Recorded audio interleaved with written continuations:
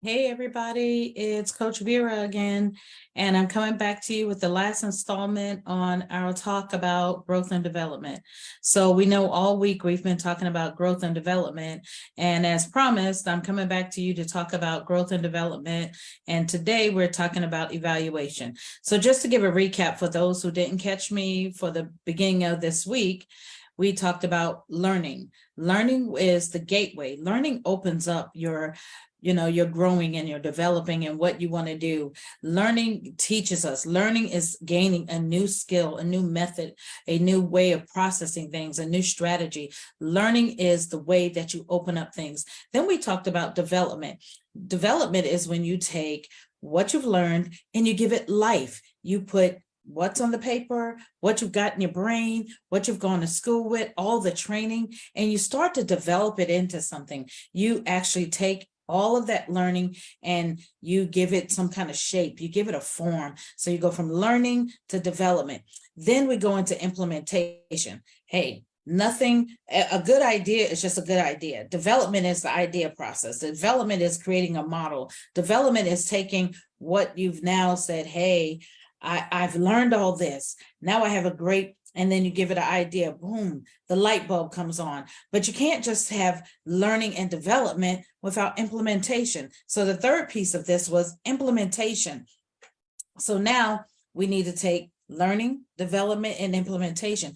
Implementation is not just giving it life, but giving it legs. We put action to what we've developed. We give our ideas, our models, our thoughts, our great processes that we've developed, our systems that we've now created, and we give it some action. We take the life part of it off the paper and we give it a model, but now we give it a being, we give it a form. We not only give it form, but we put it to action. We watch it do something. We say, hey, I've created this model. Let's see if it works. Let's put it out there. Let's give it a trial. You get trials. You do people that are in research, they do clinical trials, they do research trials.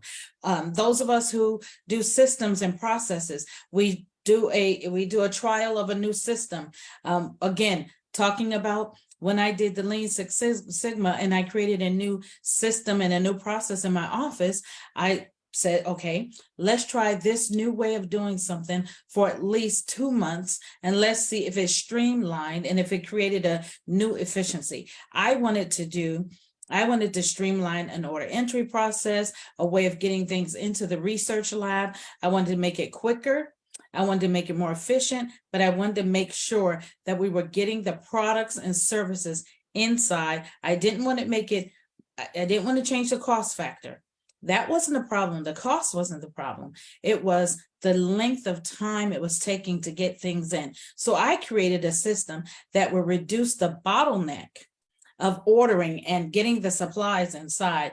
And man, we put that system in place for at least 2 months, and we watched the reduction of time go from 2 weeks to 3 days. So, but you know what? When you implement stuff, you have to, give it amount of time to see it's effective. And when you give it that amount of time, then comes this last phase, which I call evaluation. So evaluation is the process of assessment, the process of judging. It is taking what you've developed and what you've implemented, and then you put judging. Now, we're not talking about judging where we look at something and we say, I did this, he did that, my process is better, and you're judging against someone else. You're judging against what you have done. So the process says, I want to look at what I've started, and then I want to look at the outcome and the results and see if they've really measured up to what I thought I was going to achieve. So when I did my process, I had to see if I was really streamlining, if it was effective, it was efficient, was the process I put in place really cutting down on the amount of time and the amount of work. Did I increase the amount of work for the person I put this task on? Did I make their workday more task oriented? Did I make it more, Was it still an efficient process? Were they more task oriented? Were they more burdened with the work and the workload? And even though I took work from other people, was this an efficient process?